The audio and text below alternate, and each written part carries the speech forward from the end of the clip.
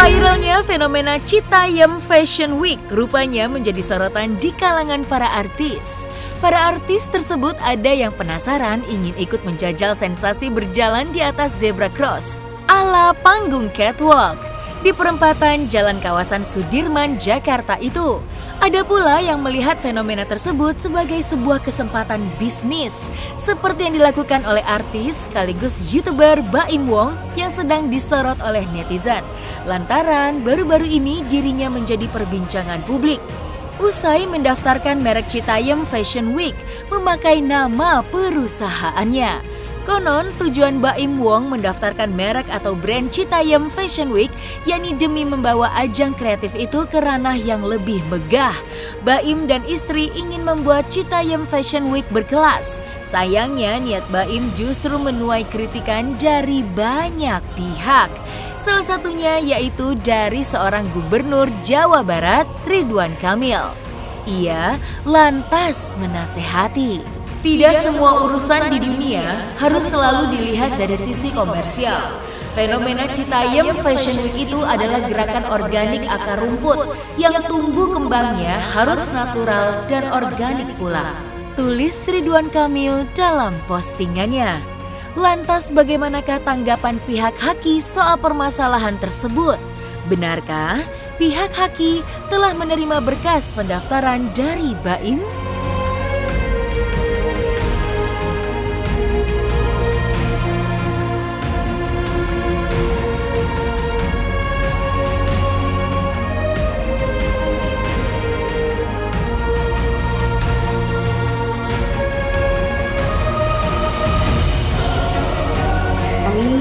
Sendiri memang benar Direktorat Jenderal Kekayaan Intelektual menerima 2 pengajuan permohonan terkait dengan merek Citayam Fashion Week yang dilakukan oleh 2 pemohon yang berbeda. Salah satunya dari Baim Wong.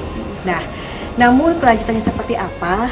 Besok kebetulan sekali kami akan mengadakan konferensi pers untuk membahas atau mendiskusikan terkait dengan isu yang sedang berkembang saat ini. Jadi kami juga mengundang rekan-rekan media untuk hadir besok di kantor kami di Direktorat Jenderal Kekayaan Intelektual di Kuningan untuk hadir pukul 10.30 dalam acara konferensi pers terkait dengan isu Citayam Fashion Week yang sedang marak dibicarakan. Tentu kami harus merespon semua kejadian atau isu-isu yang saat ini sedang berkembang, yang itu adalah salah satu tugas kami. Seperti itu. Jadi kami tunggu besok mungkin ya untuk informasi selanjutnya. Bahwa Baim sudah hak paten untuk infonya. Belum. Kalau proses tentu saja sekali lagi siapapun berhak untuk mengajukan permohonan ke KI. Berhak. Jadi kami tidak boleh menolak, siapapun boleh dengan ketentuan mereka sudah memiliki persyaratan atau ketentuan yang sudah ditentukan untuk sebuah pengajuan merek seperti itu. Gitu. Jadi kalau untuk 2 pengajuan ini memang betul saat ini sedang dalam tahapan formalitas. Nah, tahapan selanjutnya seperti apa, akhirnya seperti apa nanti besok akan kita bahas ya. Citayam Fashion Week adalah aksi peragaan busana di Zebra Cross kawasan Duku Atas, Jakarta Pusat. Layaknya Paris Fashion Week yang terkenal, para model berlenggak-lenggok mengenakan busana khasnya sambil menyeberangi jalan. Bedanya nih, para model yang meramaikan Citayam Fashion Week adalah remaja dari Depok, Citayam, dan Bojonggede, daerah penyangga Jakarta. Nah, dari latar belakang inilah istilah Citayam Fashion Week bermula. Lantas, seperti apa psikolog melihat fenomena artis-artis dadakan di Citayam Fashion Week tersebut? Jadi kalau kita lihat kan selama ini memang orang-orang menganggap populer itu enak. Kelihatannya cuma bagian enaknya aja. Kelihatannya cuma ketika seseorang yang populer dapat perhatian lebih, dapat senyuman, dapat perlakuan baik dari orang lain, tapi tidak pernah dilihat bahwa tidak pernah orang menyadari kesulitan di balik ketenaran itu.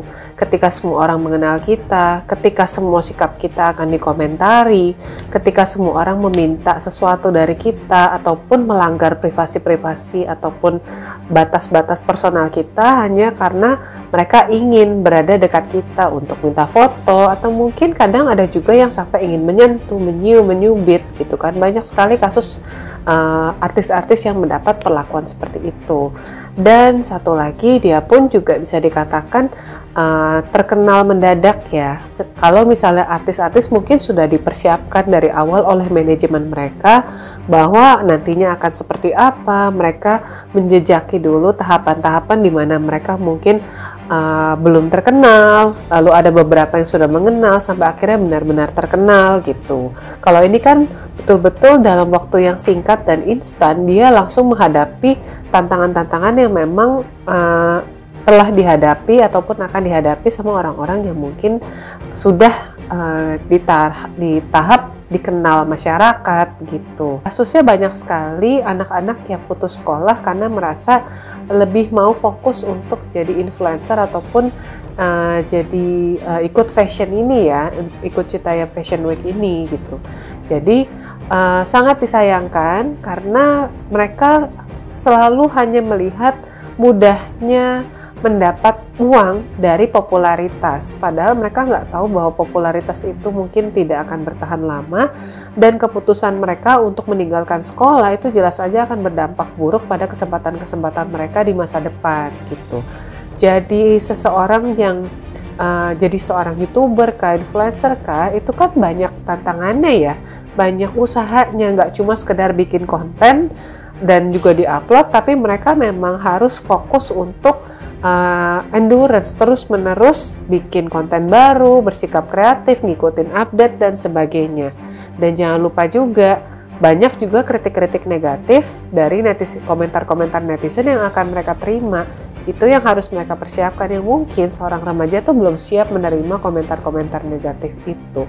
Taunya cuma yang sudah jadi influencer, yang enak, yang dapat barang-barang bagus, yang tinggal bikin video dapat uang. Mungkin sekarang mereka dapat uang akan hasil kerja keras mereka, tapi mereka mungkin belum siap secara mental bagaimana mengelola uang itu dengan baik. Ingatlah bahwa yang kita lihat ini, yang kita ajak kerjasama ini, mereka mungkin nggak punya manajer dan mereka masih di usia sekolah, usia di mana saatnya mereka kumpul sama teman-teman, saatnya mereka belajar, saatnya mereka main, dan bukan fokusnya untuk cari uang gitu.